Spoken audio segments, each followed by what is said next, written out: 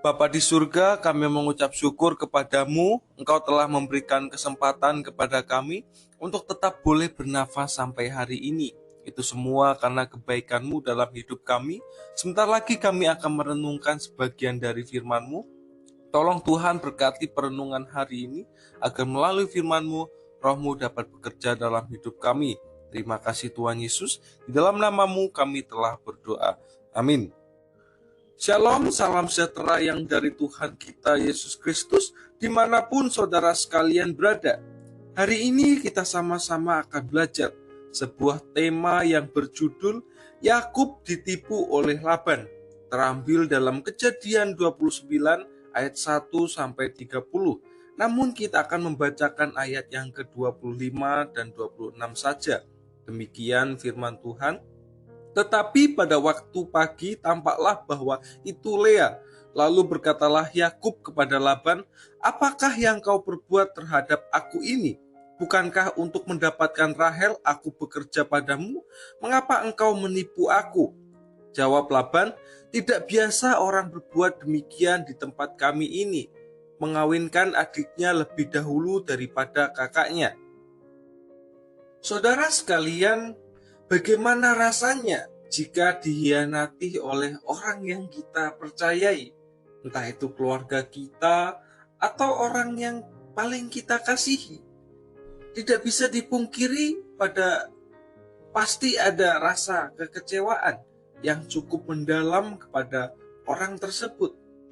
Orang yang kita percayai, orang yang kita tidak sangka akan berbuat demikian, namun telah mengkhianati kita. Itulah yang dialami oleh Yakub pada waktu itu. Kalau sebelumnya Yakub menipu kakaknya, sekarang ia ditipu oleh pamannya sendiri. Ketika itu Yakub sudah sampai di Padan Aram dan berada di rumah Laban. Yakub bekerja untuk mendapatkan Rahel selama 7 tahun. Waktu 7 tahun adalah waktu yang dianggapnya hanya seperti beberapa hari saja, karena begitu cintanya Yakub kepada Rahel. Karena sangat mencintai Rahel, kesusahan dalam bekerja pun tidak ada artinya. Hanya dianggapnya hal yang biasa, bukan sebagai sebuah beban hidup untuk dilakukan. Namun setelah masa 7 tahun sudah genap, ketika Yakub hendak menikahi Rahel, karena 7 tahun penantiannya sudah selesai, malah Laban memberikan Lea kepada Yakub. Laban tahu karena begitu cintanya Yakub kepada Rahel, Laban memberikan Lea kepada Yakub supaya Yakub bekerja lagi selama 7 tahun untuk mendapatkan Rahel. Karena begitu cintanya Yakub kepada Rahel, 7 tahun tersebut bukanlah waktu yang lama bagi Yakub, dan akhirnya Yakub bisa menikahi Rahel. Nah, saudara sekalian, apa sih yang dapat kita pelajari dari bagian firman Tuhan ini? Anggaplah kita adalah Yakub dan Rahel adalah Tuhan. Dan melayani Laban, anggaplah kita diperhadapkan dengan orang tua, diperhadapkan dengan pekerjaan, tanggung jawab, ataupun studi kita. Ketika kita bekerja hanya fokus kepada Tuhan, hanya mencintai Tuhan dalam setiap tugas dan tanggung jawab kita, semua pekerjaan, semua rintangan pasti dianggap hal yang biasa, bukan sebuah beban hidup. Mungkin kita ditipu ataupun kita dimanfaatkan oleh orang tua kita, dimanfaatkan oleh orang yang kita percayai ataupun orang lain. Hal itu tidak menjadi soal bagi kita.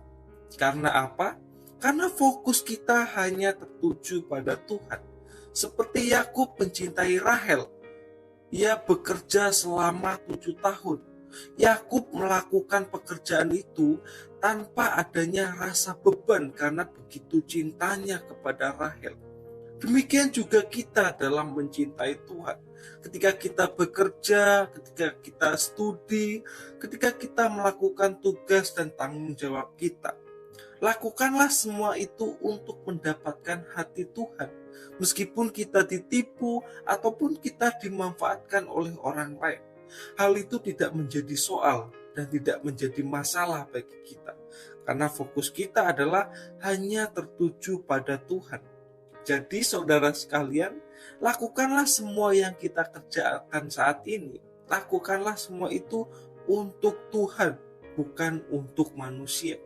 Pelayanan yang ada, tugas dan tanggung jawab kita yang kita percayakan, lakukanlah semua itu untuk kemuliaan Tuhan.